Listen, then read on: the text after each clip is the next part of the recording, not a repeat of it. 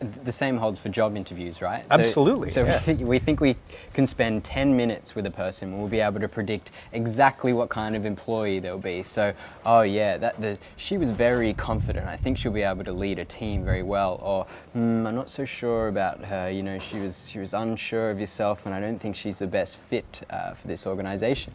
But the data say that interviews are entirely non-predictive of the performance of job performance. That's right. In fact, there was another. We keep talking about these giant analyses. There was one done by I think it was Frank Schmidt and Jack Hunter, and they looked at, I think it was 32,000 employees across every job that you can imagine, from farmers to musicians to salespeople and so on.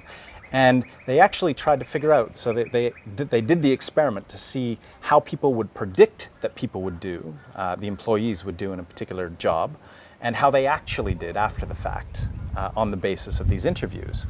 And they found that pretty much these standard interviews were almost completely useless. I mean, I think it accounted for what's called 8% of the variance. To kind of put that in lay terms, it means that, for example, if you placed your 100 employees on a scale from the best to the worst, right? And then you actually saw how they performed and then ranked them again from the best to the worst, you would be right on about 8 of those people in putting them in the correct spot out of 100 employees. So that's not really good. Now, remember the kind of the point of this episode is that we don't really have much insight into our own behavior. These sort of experiments and this topic means that we're not very good at predicting other people's behavior as well. And in fact, we're not much better, as Richard Nisbett said, we're not much better at predicting our own behavior compared to other people's behavior. The reason that interviews are so bad,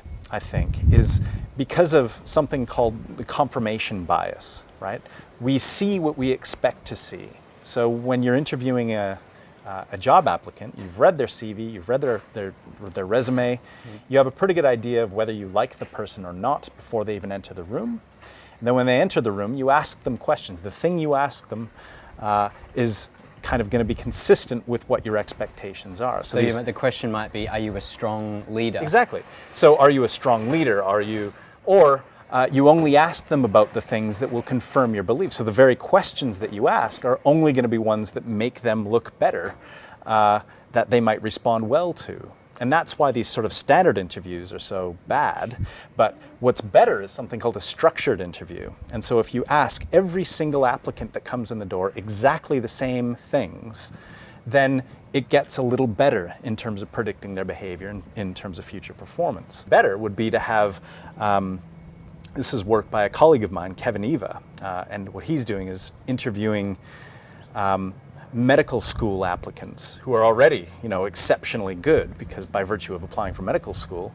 But what they found is that if they asked people in different rooms, in different scenarios, you have different people that are asking these same people different things, completely independent of one another, then that is even better than a structured interview. So the same person asking this, you have different people asking very structured sorts of questions, and that even gets you a little bit further. The sort of standard interview that we're used to, that most of us have had kind of throughout our careers, is virtually useless, I think. I think it's also true that the best predictor of future behavior could be the past behavior. So yes, you could do a structured interview, but even better might be to get sort of standard measures of people's performance in the past. So whether you're trying to select a job applicant or even a roommate, how in the past have they paid their rent on time? In the past have they had good performance evaluations and good outcomes, things that